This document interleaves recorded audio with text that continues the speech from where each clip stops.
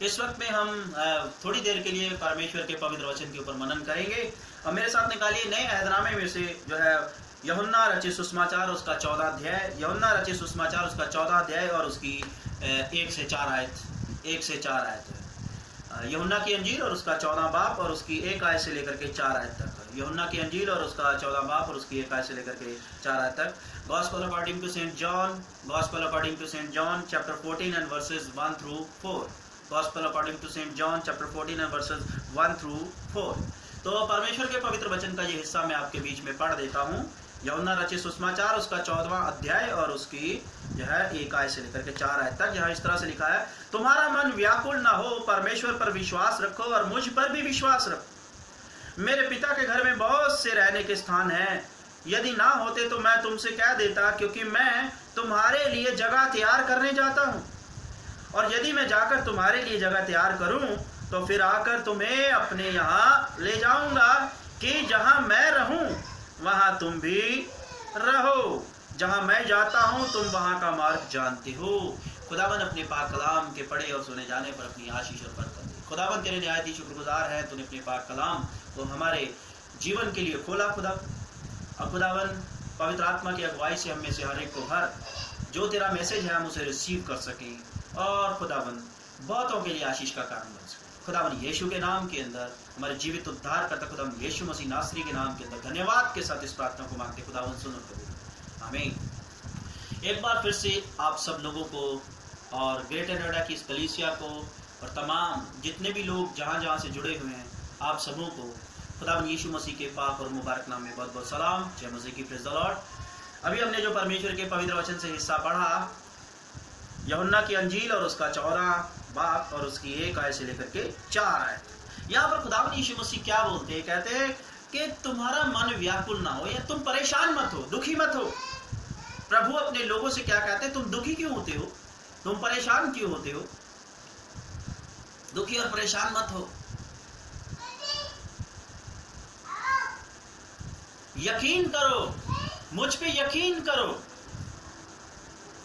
कहते अगर तुम आसमानी बाप पे यकीन करते हो तो मुझ पर भी करो। क्यों करो मालूम है? आगे चल करके हम अगर 4 आयत से और आगे बढ़े, मालूम है फिलिप्पुस कहता है, थोमा कहता कि प्रभु तू कहाँ जाता है? फिलिप्पुस कहता कि प्रभु हमें पिता को दिखा दे। थोमा ने उससे कहा, प्रभु हम नहीं जानते कि तू कहाँ जाता है, तो मार्ग कैसे जाने? यीशु ने उससे कहा, मार्ग सत्य और जीवन मैं ही हूँ, बिना मेरे द्वारा कोई पिता के पास नहीं पहुँच सकता। यदि तुमने मुझे जाना हो तो मेरे पिता को भी जानते और अब उसे जानते और उसे देखा भी है। अब तुम मेरे पिता को जानते, उसे देखा भी है। क्यों बोल रहे हैं? क्योंकि वो कहता है मैं ही पिता हूँ, मैं ही पुत्र हूँ, मुझे देखा पिता को देखा। अब तुमने मुझे देखा ना, मुझे जानते हो ना, समझ लो तुम पिता को जानते हो, समझे? और खुदावनी यीशु मसीह के बगैर कोई भी उस आसमानी बाप तक नहीं पहुंच सकता, नहीं पहुंच सकता। तो अगर हम कहें कि हम खुदावनी यीशु मसीह को छोड़ दें, खुदावनी यीशु मसीह तो एक नबी है ना, उसको तो एक साइड कर दो, एक नबी समझ लो, तो हम पिता तक कभी नहीं पहुंच सकते। और मालूम है मूसा के बारे में क्या कहा गया? मूसा के बारे में परमेश्वर का वचन क्या कहता है? कहता मूसा जो है परमेश्वर के घर के अंदर, मालूम है कौन है मूसा? मूसा परमेश्वर के घर के अंदर एक सेवक है, एक सेवक के समान है, मालिक नहीं है। वो परमेश्वर के घर का मालिक नहीं है, वारिस नहीं है, सेवक है। सेवक वारिस नहीं होते, मालिक नहीं होते। लेकिन वारिस कौन है? वचन कहता है यीशु मसीह जो स्वर्ग पर से उतरा है, मालूम है उसके बारे में क्या लिखा गया है? कि आसमान और जमीन का सारा अख्तियार पिता ने उसे दे दिया। मत्ती 28 पढ़ लो, मत्ती 28 के अंदर क्या लिखा हुआ है? आसमान और जमीन का सारा अधिकार जो है पिता ने खुदावनी यीशु मसीह को दिया है। तो इसलिए अब जो कुछ पिता का है सब कुछ खुदावनी यीशु मसीह का, यानी खुदावनी यीशु मसीह परमेश्वर के घर के अंदर सेवक नहीं है, वो मालिक है। मूसा सेवक है, नबी है, सेवक है। और जो नबी होते हैं ना, वो सेवक होते हैं। वो मालिक नहीं होते। और खुदावन यीशु मसीह मालिक है। आसमान और जमीन का कुल अख्तियार, खुदावन यीशु मसीह मत्ती 28 में क्या कहते हैं, आसमान और जमीन का कुल अख्तियार मुझे दिया गया है, और तुम जाओ सारी कौमों के लोगों को वो बातें सिखाओ जो मैंने तुम्हें सिखाई हैं। पाक कलाम की बातें, परमेश्वर के वचन की बातें उन्हें सिखाओ मेरे नाम के अंदर। उन्हें बताओ कि मार्ग, सत्य और जीवन मैं ही हूं, बिना मेरे कोई नहीं पिता तक जा सकता। और जो विश्वास करे, यकीन करे, उसे पिता, पुत्र, पवित्र आत्मा के नाम में बपतिस्मा दो। जो विश्वास करे, जो विश्वास करके खुद कहता कि हाँ मैं विश्वास करता हूं और मैं बपतिस्मा चाहता हूं। परमेश्वर तक पहुंचने का मार्ग सिखाओ, दूसरों के लिए आशीष का कारण बनो, और एंड ऑफ द वर्ल्ड, दुनिया के आखिरी कोने तक जाओ इस खुशखबरी को लेकर के कि तुम्हारे पाप मिटा दिए गए हैं। अब तुम में से कोई भी जो है नरक में नहीं जाएगा। अब तुम्हें जो है 84 लाख योनियों में से गुजरने की जरूरत नहीं। अब कोई ये ना सोचे कि मैं कीड़ा बनूंगा, अगले जन्म में मकोड़ा बनूंगा, सांप बनूंगा, बिच्छू बनूंगा, तो मैं अच्छे कर्म करूं। नहीं, प्रभु ने अब तुम्हारे पाप माफ कर दिए। जाके ये खुशखबरी सुनाओ कि तुम्हारे पापों के लिए यीशु मसीह क्रूस के ऊपर कुर्बान हो गया है। उसने अपना लहू बहाया है, पवित्र लहू, वो स्वर्ग पर से आया है, इंसान बना तुम्हारे लिए। तो ये खुशखबरी दुनिया को सुनाओ, और जो विश्वास करेगा वो उद्धार को पाएगा, वो उद्धार को पाएगा। तो ये बातें प्रभु यीशु मसीह ने, मालूम है, इसीलिए वो कहता है कि तुम पिता को नहीं जानते थे, लेकिन अब जानते हो, क्योंकि अब तुम मुझे जानते हो तो पिता को भी जानते हो, क्योंकि मैं ही पिता हूँ, मैं ही पुत्र हूँ। इसलिए अगर यीशु मसीह को अलग कर दें तो हम आसमानी बादशाहत में नहीं पहुँच सकते। इसलिए बिना खुदावन यीशु मसीह के नहीं पहुँच सकते, ये वचन कहता है। और खुदावन यीशु मसीह के बारे में मालूम है क्या कहा जाता है, वो हर तरह से परफेक्ट है। वो एक परफेक्ट नबी भी है, वो एक परफेक्ट याजक है, वो एक परफेक्ट जो है चरवाहा है, जो अपनी भेड़ों के लिए अपना प्राण देता है, जगत के लिए, संसार के लिए अपना प्राण देता है। और वो एक परफेक्ट इंसान भी है। वो एक ऐसा परफेक्ट इंसान जिसमें पाप ही नहीं, जिसने पाप ही नहीं किया। और वो एक मुकम्मल खुदा है, मुकम्मल खुदा, जिसके लिए कुछ भी असंभव नहीं है, कुछ भी नामुमकिन नहीं है, जिसके लिए वो सब कुछ, उसके लिए सब कुछ पॉसिबल है।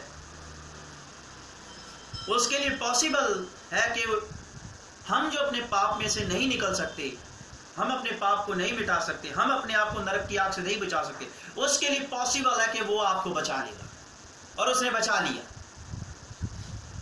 तो इसीलिए मालूम है, एक वेश्या से वो क्या कहता है, लोग एक वेश्या को लेके आते हैं, कहते हैं परमेश्वर के वचन के मुताबिक इसके लिए माफी है ही नहीं है, इसको तो पत्थर मार के मारा जाएगा, इसके लिए माफी है ही नहीं। खुदावन यीशु मसीह ने उस वेश्या को भी बचा लिया। कहता जिसने कभी पाप नहीं किया वही पत्थर मारेगा, और सबने पत्थर फेंक दी। कोई ऐसा इंसान है ही नहीं जिसने पाप ना किया, लेकिन वहां पर सब पत्थर फेंक करके सब भाग गए। और तब यीशु ने पलट के देखा, कहता सब लोग चले गए, कहती हाँ सब, किसी ने तेरे को सजा नहीं दी? नहीं, किसी ने सजा नहीं दी। तो सजा देने किसी, कोई न्याय करने वाला रहा नहीं उस वेश्या का। क्यों? क्योंकि सब लोगों ने पाप किया है, सब लोगों ने पाप किया। वहां पर एक ही बंदा खड़ा हुआ है, वो है यीशु नासरी। क्यों वो खड़ा? सब चले गए, वही क्यों खड़ा? क्योंकि वो निष्पाप है और उसके पास ही अधिकार है न्याय करने का। तो कहता क्योंकि मेरे पास न्याय का अधिकार है, मैं निष्पाप हूं, मैं स्वर्ग से उतरा हूं, तो इसलिए जा, मेरे पास अधिकार है, मैं तुझे चाहे माफ करूं चाहे तुझे सजा दूं, क्योंकि वचन का लिखने वाला मैं ही हूं, वचन को देने वाला मैं ही हूं। पवित्र आत्मा के जरिए नबियों को, संतों को ये वचन मैंने ही पहुंचाया है अपने पवित्र आत्मा के जरिए। तब जाके उन्होंने दर्ज किया, रिकॉर्ड किया। तो मैं वचन को रचने वाला और मैं ही अपने फैसले मैं बनाता हूँ और अपने फैसले में बदलता हूँ, क्योंकि खुदा के पास सारे अधिकार है। मैं चाहे तुझे तेरा न्याय के अंदर चाहे तुझे दंड दूं और चाहे तुझे माफ करूं, क्योंकि मेरे पास न्याय का अधिकार है। और जा, मैं तुझे माफ करता हूं। वेश्या को माफ कर दिया, कहता मैं माफी को लेके आया हूं, इसीलिए तो आया हूं। अगर तुम्हें दंड ही देना था तो मैं क्यों आता स्वर्ग से, क्योंकि मुझे पता था तुम लोग दंड के योग्य हो। पृथ्वी के लोगों, तुम लोग दंड के योग्य, तुम्हारे पाप हैं बहुत बड़े हैं, गुनाह बड़े संगीन हैं, तो इसलिए तुम नहीं बच सकते अपने गुनाहों से, तुम नहीं बच सकते खुदा के कहर से। इसलिए खुदा ने अपने कहर को हटाने के लिए वो इंसान बन के आया, एक निष्पाप प्राणी बन के आया और अपने पवित्र लहू के द्वारा हमारे पापों को धो करके हमारे ऊपर से खुदा ने अपने कहर को हटा दिया। इसलिए वो कहता है कि मैं सब कुछ कर सकता हूँ, सब कुछ उसके ताबे में, सब उसके ताबे में, वो खुदा है। तो बिना उसके हम कैसे जा सकते हैं आसमानी बादशाहत में? जा सकते हैं क्या?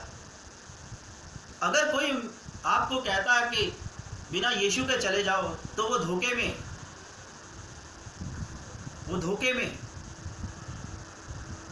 जी रहा है। पूरा पवित्र शास्त्र प्रभु यीशु की गवाही देता है, पूरा पवित्र शास्त्र। तो इसलिए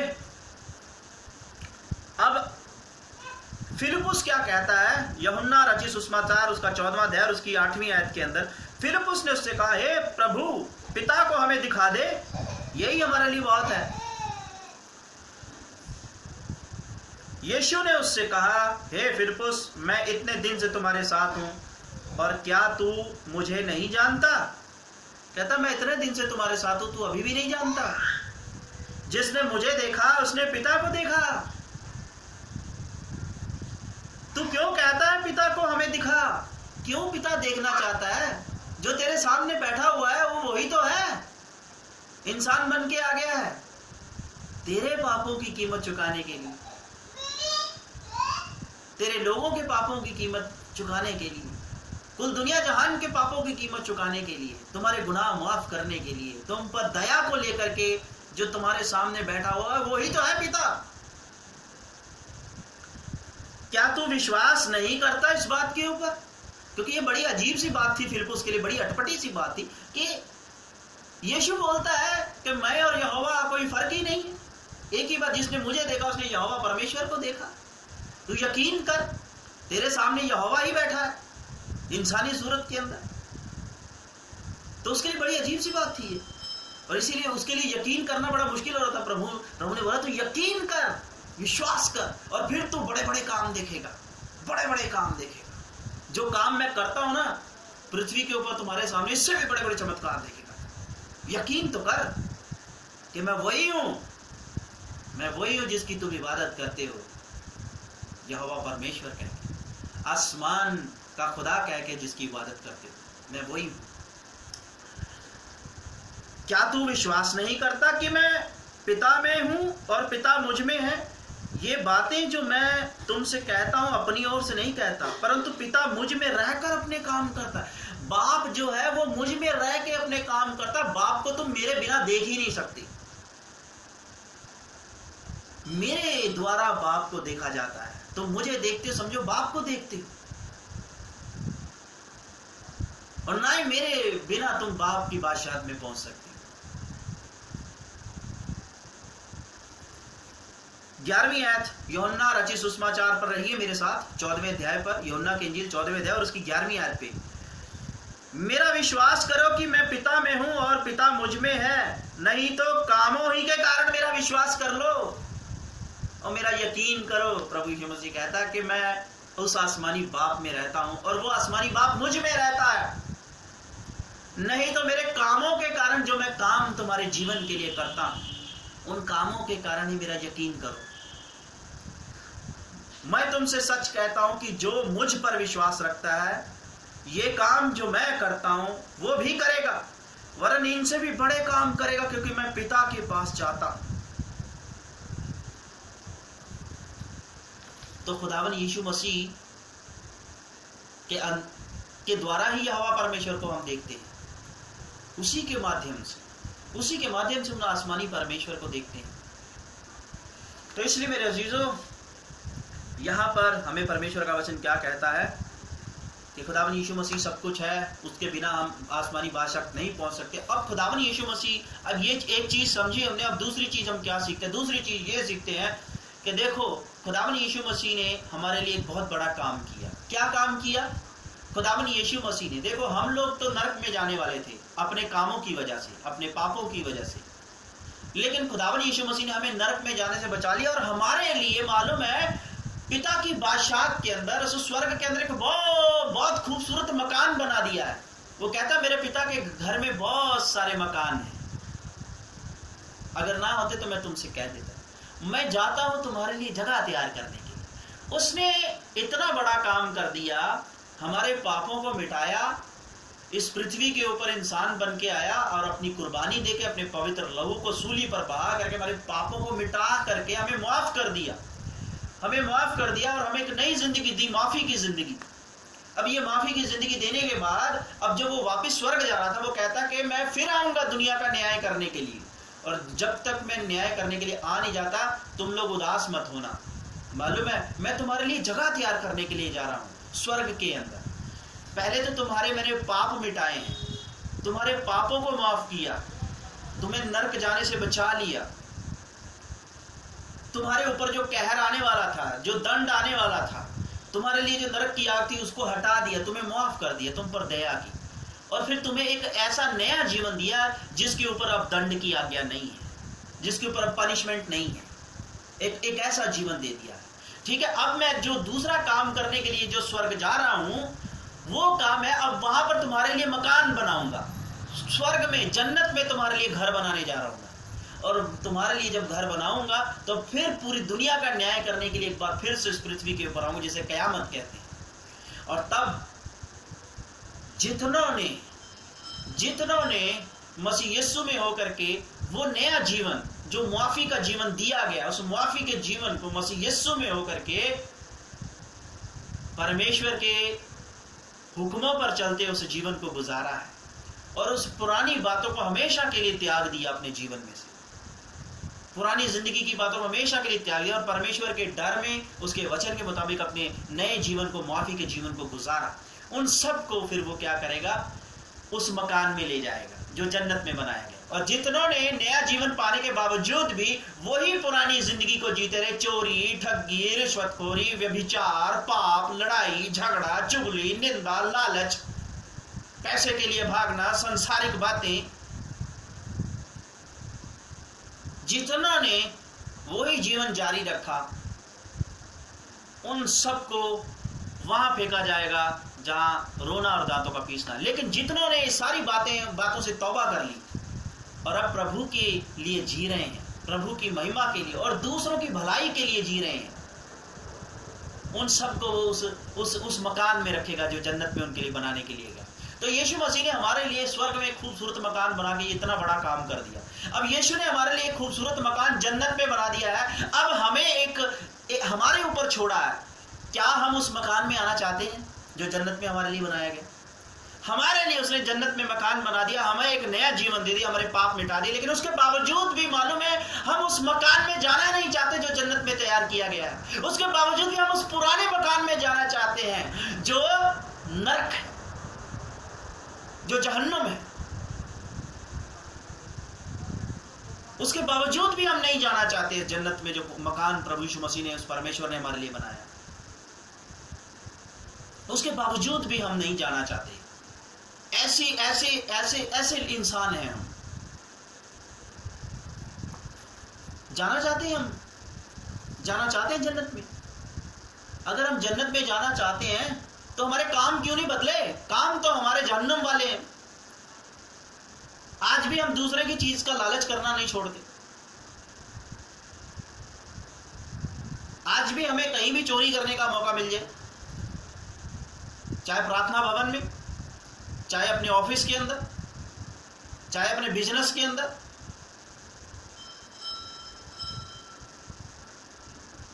कहीं भी चाहे राजनीति में, कहीं भी हमें चोरी करने का मौका मिलना चाहिए, हम उस मौके को जाने नहीं देते। तो ये काम क्या जन्नत वाले काम है? आज भी हम दूसरे की बीवी के ऊपर बुरी नजर रखते हैं। आज भी मालूम है हमारे घर में परमेश्वर ने इतना अच्छा हमें जीवन साथी दिया होता है, उसके बावजूद भी हमारे बाहर अफेयर्स चलते हैं। मैं सबकी बात नहीं कर रहा, सारे विश्वासी ऐसे नहीं है।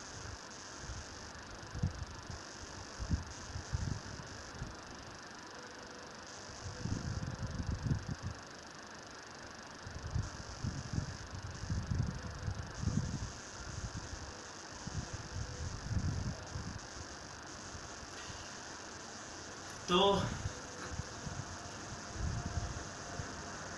Recording in progress. जी, आपको मेरी आवाज साफ सुनाई दे रही है?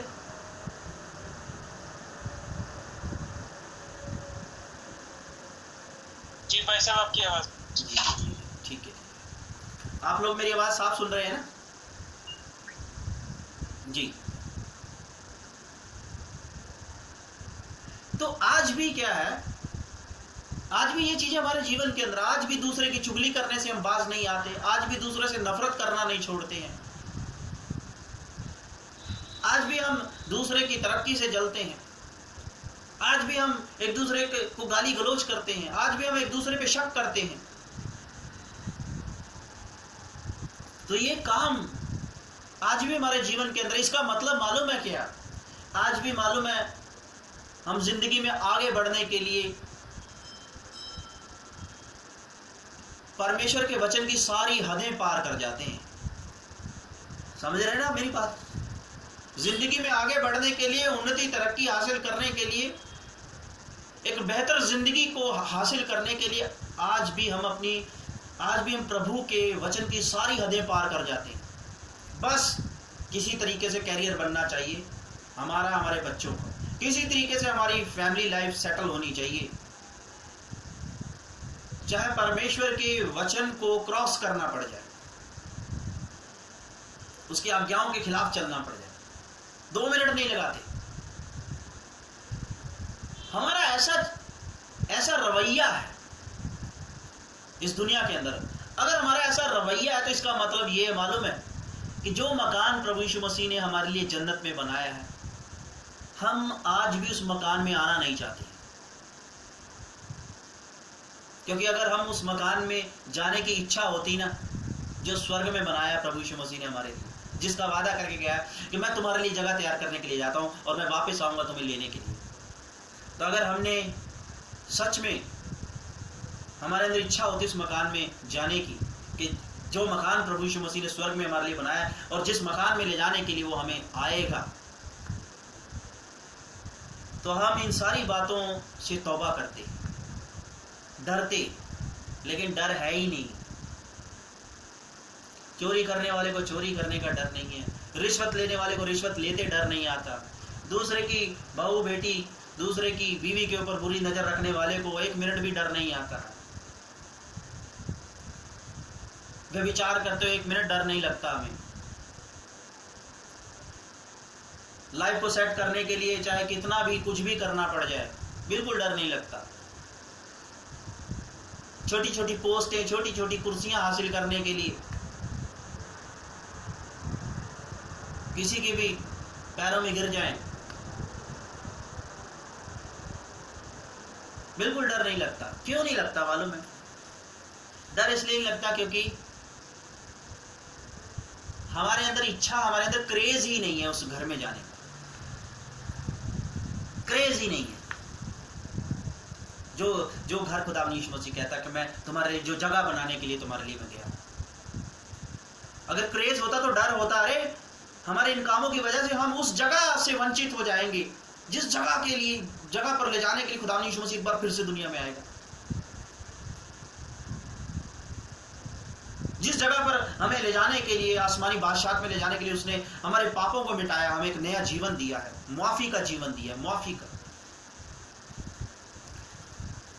तो इसलिए मेरे अजीजों, खुदावंद यीशु मसीह ने तो अपना काम कर दिया। मेरे को आज एक भाई ने बड़ी अच्छी बात बोली कहता मैं किसी की गवाही सुन रहा था कि प्रभु वहाँ पर दिखाया जा रहा है कि जो है स्वर्ग के अंदर बड़ा अच्छा मकान बनाया है विश्वासियों के लिए। तो कहते पादरी साहब मैं वो गवाही देख रहा था तो प्रभु यीशु मसीह ने सच में अपना काम कर दिया। तो उन्होंने इतनी बात बोली तो इसी से जो है मेरे को जो है ये प्रकाशन आया। मैंने कहा सच में? तो मैं सोच रहा था उस भाई के, उसने भाई ने जब फ़ोन काट दिया हमारी बात ख़त्म हो गई, तो मैं सोच रहा था सच में प्रभु यीशु मसीह ने अपना काम कर दिया। उस भाई ने सही बोला, प्रभु यीशु मसीह ने तो अपना काम कर दिया। लेकिन अब हमारा काम है कि क्या हम रेडी हैं, हमारी इच्छा है उस मकान में जाने की। अगर इच्छा है तो हमारे काम भी वैसे होने चाहिए, लेकिन हमारे काम तो उस दूसरे मकान में जाने वाले हैं जो जहन्नुम कहलाता है। हमारे काम तो जहन्नुम वाले हैं, नरक वाले काम कर रहे हैं आज भी। इसका मतलब प्रभु यीशु मसीह ने अपना लहू व्यर्थ बहाया हमारे लिए। मैं विश्वासियों की बात कर रहा हूं, ये हालत है विश्वासियों की। ऐसे विश्वासियों के अंदर जागरूकता लेके कौन जाएगा? वो विश्वासी लेके जाएंगे जो सच में उस मकान की चाह के अंदर दिन गुजार रहे हैं, उस जन्नत वाले मकान में जाने की चाह में अपने जीवन को गुजार रहे हैं। उसी इंतजार के अंदर जो है यीशु मसीह का इंतजार करते हुए अपना जीवन गुजारें कि हमारा मुक्तिदाता एक दिन हमें आएगा, इसलिए हम अपने को तैयार करें। ऐसे विश्वासियों के लिए ये मैसेज है कि आप उन विश्वासियों के अंदर इस अवेयरनेस को लेके जाएं, इस जागरूकता को लेके जाएं कि भैया वो मकान खुदावंद यीशु मसीह ने अपने लहू की कुर्बानी दे करके उस बनाया है हमारे लिए। उस मकान की जो जन्नत में बनाया हमारे लिए, उसकी बुनियाद यीशु मसीह नासरी ने, हमारे परमेश्वर ने अपने लहू के ऊपर रखी है। उसके लहू को व्यर्थ ना करे, जाया ना करे, उसके लहू की बेकदरी ना करो, उसके लहू की कदर करो और तौबा करो इन सारे कामों से, ताकि तुम्हारे जीवन को देख करके बहुत सारे लोगों का जीवन जो है बदले। और जब हम इस सोच के साथ जिएंगे तब प्रभु जो है मालूम है हमारे द्वारा बड़े बड़े काम करेगा। यहां पर क्या लिखा हुआ है 12वीं आयत के अंदर? मैं तुमसे सच कहता हूं, यूहन्ना 14 उसकी 12वीं आयत, मैं तुमसे सच कहता हूं कि जो मुझ पर विश्वास रखा, विश्वास यही तो है विश्वास। प्रभु यीशु पे विश्वास रखना क्या? ये मुंह से कहना नहीं है कि मैं विश्वास करता हूं। विश्वास ये है कि उसने जो मकान हमारे लिए बनाया है, उस मकान में जाने के लिए हम अपना जीवन वैसा जिए कि हम उस मकान में जा सके जो जन्नत में प्रभु यीशु मसीह ने हमारे लिए बनाया है। हमारे काम वैसे हों, ये है विश्वास। वैसा जीवन भी जिए कि हम उस मकान में जा सके जो जन्नत में प्रभु यीशु मसीह ने बनाया है। हमारे काम, हमारा जीवन वैसा हो, ये है विश्वास। और जो इस विश्वास में होकर के जीवन गुजारेगा, जो ऐसा जीवन गुजारेगा, उसके जीवन के जरिए प्रभु बड़े बड़े काम करेगा जाति जाति के बीच में। वो क्या कहता है? मैं तुमसे सच सच कहता हूं कि जो मुझ पर विश्वास रखता है, ये काम जो मैं करता हूं वो भी करेगा, बल्कि इनसे भी बड़े काम करेगा। इनसे भी बड़े काम करेगा, इनसे भी बड़े काम करेगा। उस व्यक्ति के द्वारा जो इस तरह से अपने जीवन को गुजारेगा, उस विश्वासी के द्वारा परमेश्वर पिता प्रभु यीशु मसीह बहुत सारे लोगों के जीवन के अंदर चमत्कार, मिरेकल, अद्भुत काम करेगा। बहुतों के जीवन को आशीषित करेगा, बहुतों को जो है अंधकार में से निकालेगा, शैतान की कैद से आजाद करेगा उनके जीवन के द्वारा। उनकी प्रार्थनाओं के द्वारा बहुतों को दुखों मुसीबतों में से निकालेगा। बड़े बड़े काम वो देखेगा, मेरी प्रार्थना के द्वारा कितने लोग आशीषित हो रहे हैं। वो देखेगा मेरी प्रार्थना के द्वारा कितने लोग मुश्किलों में से निकल रहे हैं। वो देखेगा मेरी प्रार्थना के द्वारा कितने बीमार चंगे हो रहे हैं। वो देखेगा मेरी प्रार्थना के द्वारा लोगों के जीवन में से दुष्टात्माएं निकल रही हैं। वो ये बड़े बड़े काम देखेगा। आज विश्वासी लोग क्यों नहीं देख पाते ये बड़े बड़े काम? वो तो खुद मुसीबत में फंसे हुए हैं। मालूम है क्यों? क्योंकि उन्हें विश्वास के बारे में पता ही नहीं कि यीशु पे विश्वास होता क्या है। यीशु पे विश्वास यानी जो जगह वो तैयार करने के लिए आया है, उस जगह में जाने के लिए उस जगह में जाने के योग्य जीवन इस पृथ्वी के ऊपर गुजार। यह है विश्वास। प्रभु आप सबको आशीष दे।